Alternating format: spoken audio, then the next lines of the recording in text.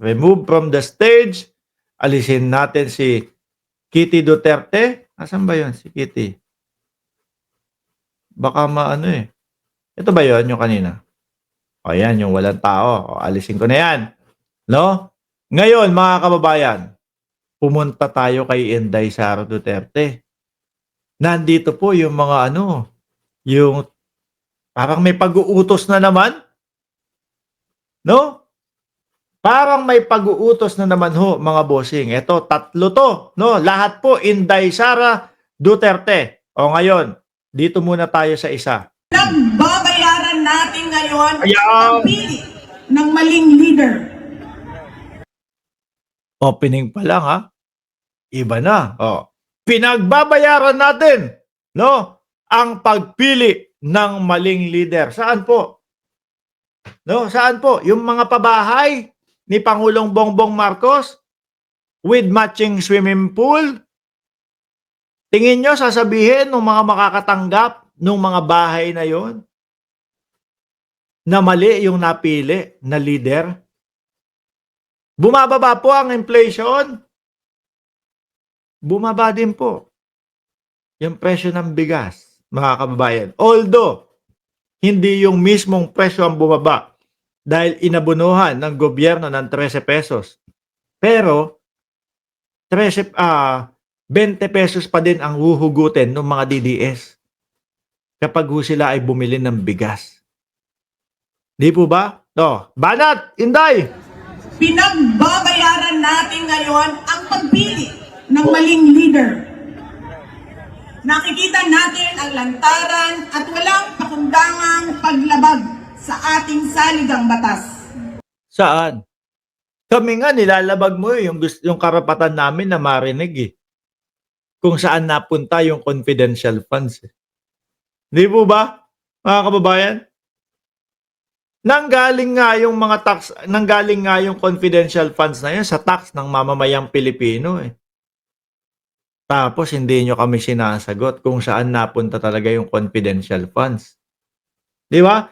Yang sinasabi ni Inday Sara Duterte, nilalabag ang konstitusyon ng Pilipinas. Asan ang patunay? Nasaan ang ebidensya? No? Baka ang akala nila, lahat ng Pilipino, DDS. Nakapagkaho sila, nagbanggit. No? Nagbanggit ng kasiraan ni Pangulong Bongbong Marcos, tayo, okay, maniniwala na agad. Hindi ho. Di ba, Just Vincent? Hindi ho kami ganun. Hindi ho lahat DDS. No? Na pagka nagbuka ka ng bibig dyan at sinabi mo, si First Lady Lisa Marcos nakakulong sa LA at pinakitaan mo ng pader, maniniwala na kami agad. Hindi ho. No? Kailangan dokumento, ebidensya, at pagpapatunay. Hindi kami uubra o hindi namin papatulan yung mga laway-laway lang. Di po ba? Pinamumunuan din tayo ngayon ng isang taong patuloy pa rin tumatanggi, sumailalim sa isang pampublikong hair follicle drug test. Kapal naman nun, Madam BP. Naalala mo si Roque pa ang nagsabi, walang pwedeng mag-utos kay dating Pangulong Duterte na magpa-drug test. Ang pinapamukha nyo sa mamamayang Pilipino parang paghiningan ng drug test si dating Pangulo ibibigay agad. Hindi nagpa-drug test si dating Pangulong Duterte nung panahon niya. Di ba? Sinabi ni Roque, walang makakapag-utos sa Pangulo na magpa-drug test. Mga bossing. Di ba? Si Pangulong Bongbong Marcos, mga kababayan. Si Pangulong Bongbong Marcos, bago eleksyon, drug test. Sige. Para matapos na yan. Nanalo sa eleksyon, drug test ulit. Pangatlo, uto-uto. Tingin nyo, DDS din? Si Pangulong Bongbong Marcos? Grabe naman kayo. Kayo-kayo lang dyan. Di ba? Huwag nyong idadamay ang buong Pilipinas na uto-uto. Ano pa, Inday? At nagsinungaling Oh, nagsinungaling. Saan po? Sa 20 pesos ang bigas. Nagsinungaling. Sa 20 pesos na bigas. Bakit? Ang masakit pa, nakuha nilang kidnapin ang dating Sandali. Dapat kapag ka sinabi, ayan, yan ang mahirap sa mga DDSO, mga kababayan. Ano? Ibubunga nga nila, sasabihin nila, laway-laway. Tapos pag inaalam na natin, hinihintay natin, paano mo nasabi na si Pangulong Bongbong Marcos ay nagsinungaling? Wala. Di ba? Kasi paano nagsinungaling yung tao, mga bossing? Nung panahon na siya ay kumakandidato, ano sabi niya? Pangarap ko maging 20 pesos na bigas. Di ba? Kaya lang para doon sa mga DDS, yung pangarap at pangako para ho sa kanila, ang pagkakaintindi nila noon, iisa lang ho. Kasi ako narinig ko, pangarap ko magkaroon ng 20 pesos na bigas. Okay, nangyari Di ba? Nangyari mga kababayan. 20 pesos na bigas. Pag bumili ang DDS, 1 kilo nga po, magkano ibabayad? 20. No? Kasi hoda na inabunuhan ng gobyerno ng Pilipinas yung 13 pesos, ang importante dyan, 20 pesos ang huhugutin nung DDS pag bumili ng 20 pesos na bigas. Di ba? Pansamantala, inaabunuhan ng gobyerno para mabigyan agad ng solusyon yung iniiyak ng mga DDS. Sila lang naman ho kasi ang nagre-request ng 20 pesos na bigas eh. Sila lang ho ang paulit-ulit niyan, mga kababayan.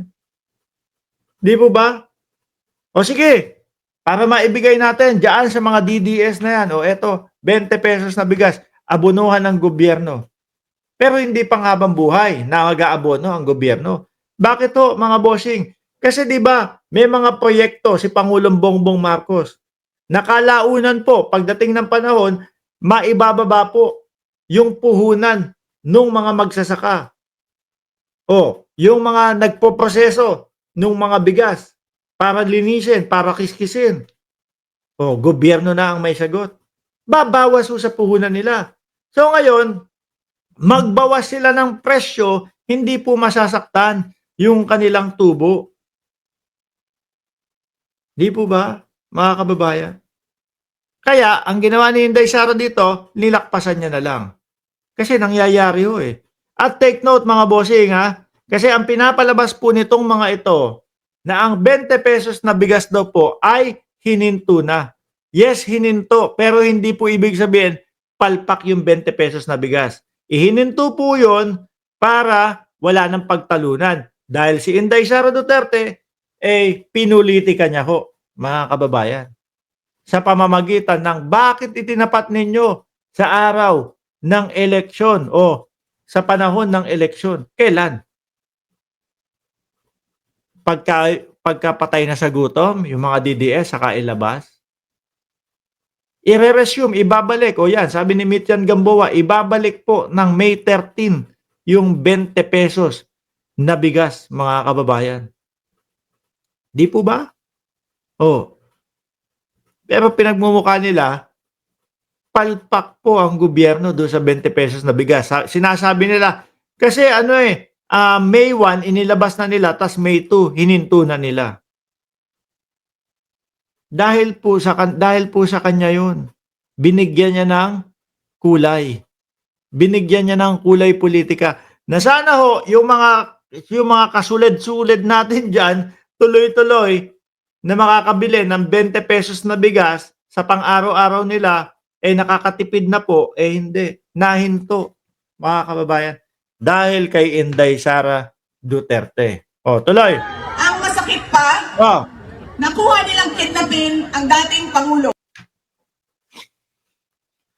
Yan pa din, kidnap pa din. Walang maniniwala, sandamakmak na pulis daw nandiyon, tapos meron bang kidnapan na 12 oras?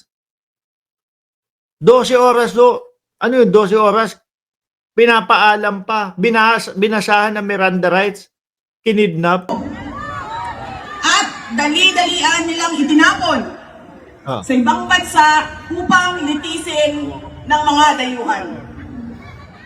Kasi kasali naman tayo talaga doon sa ICC nung una, di ba?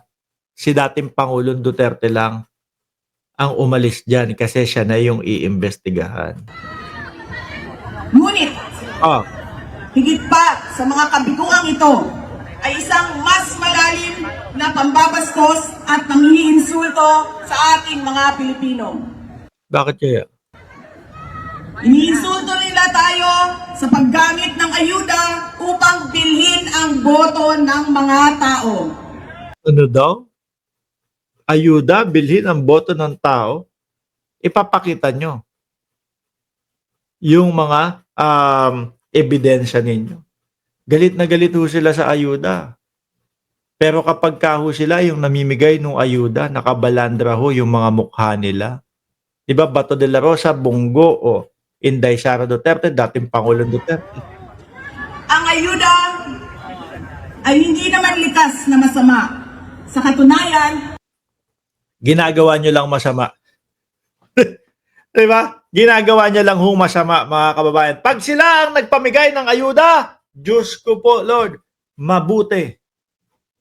Pero kapag ka iba ang nagpamigay ng ayuda, masama. Ay, nako. Oh, marami ang natulungan ito noong panahon ng pandemya. Ngunit, kapag ginamit ito para manipulahin kayo at pagsamantalahan sana ho kung meron itong mga binigyan, mga kababayan, mga nagsalita na ho. Pero ang naririnig lang ho natin, mga bossing, sila lang po yung nagsasabi na yung ayuda daw po ginamit para pambili ng ang boto. inyong kahirapan upang manatili Tsaka matalino na ho ang Pilipino ngayon, mga kababayan. 'Di ba? Rinig na rinig natin sa mga kapwa natin Pilipino. Tanggapin mo pero wag mong iboto. O, alam na nila yung mga ganyan. sila sa kapangyarihan, nagiging sandata ito ng pang-aabuso. Again, Oh, Filipinos deserve better. talaga naman. Di ho ba? Paano kapag ka ikaw ang naging vice-presidente namin? Ay, Diyako. Yari na ang Pilipinas. We must return to long-term, concrete programs, not short-term goal-outs. Oo, kaya pala yung mga build nila, nagbabagsakan na ho, mga kababayan. Baka, sige, basta may mapakita lang tayo sa mamamayang Pilipino, no? Na proyekto. Meron lang tayong masabi na 120 plus na proyekto. Tapos ang ending ho, mga kababayan, ilan? 12 ang natapos. Nagalit pa sa akin si Chi at si Ma'am Delia Rosario at si Mabel Quinjo kasi daw fake news ako sa 12. 11 lang daw ho kasi bumagsak yung tulay. Di ba? Baka madalian lang yun. Kaya bumagsak.